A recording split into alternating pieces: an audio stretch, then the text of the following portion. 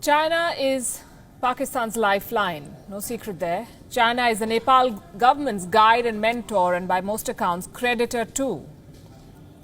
China is said to be Iran's biggest investor, $400 billion in a new deal, and now China is tightening its grip on Sri Lanka, pushing India and its allies out.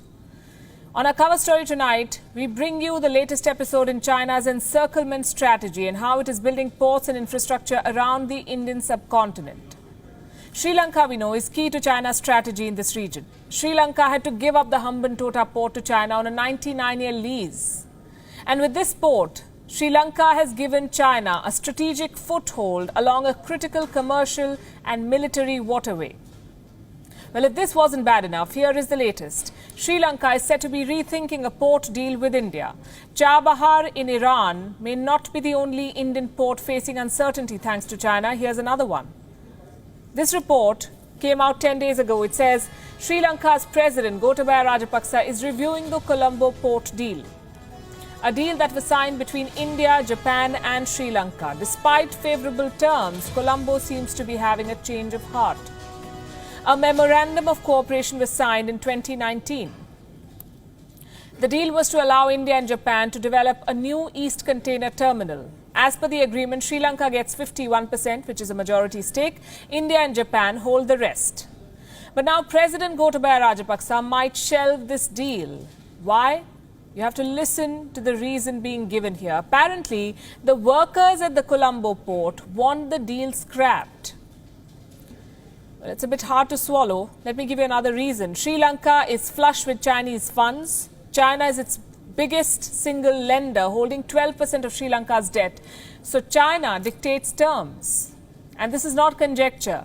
If you look at the recent decisions of the Lankan government, you'll see a pattern.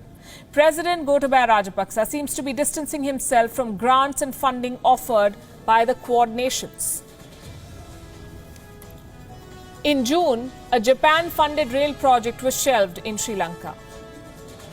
Then American funding was resisted. Sri Lankan advisors urged the president to refuse a $480 million grant from the United States. A final decision is yet to be taken, but it's been pending.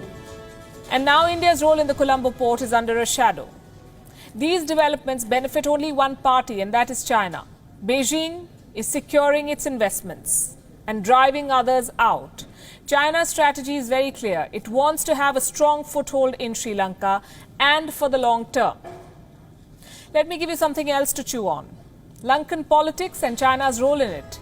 General elections are due in Sri Lanka. They're scheduled for the 5th of August.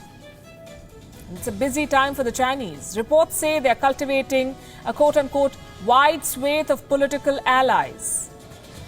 Representatives from China are meeting leading political parties. Some of these meetings are behind the scenes, others in plain sight, like this one. This picture was clicked this year. China has established a joint consultation mechanism in Sri Lanka. They say it is only for the Belt and Road Initiative, but its composition is very interesting. All leading political parties in Sri Lanka, as well as members of the Communist Party, are part of this. What does all of this tell you? China is investing in all political players in Sri Lanka, so it really doesn't matter who gets elected on the 5th of August. China will be the winner. It will have a foot firmly in the Lankan door. As it is, Chinese diplomats have great influence on Sri Lanka and its politics. The press release from China's State Wire Agency makes for very interesting reading. It underlines the extent of Chinese reach.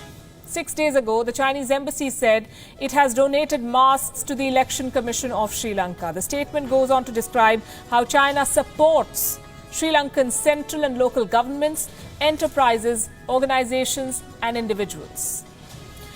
In the month of March, Sri Lanka had sought a loan of $500 million from China to fight the Wuhan virus. Beijing was quick to write that check and draw Colombo deeper in its trap of debt.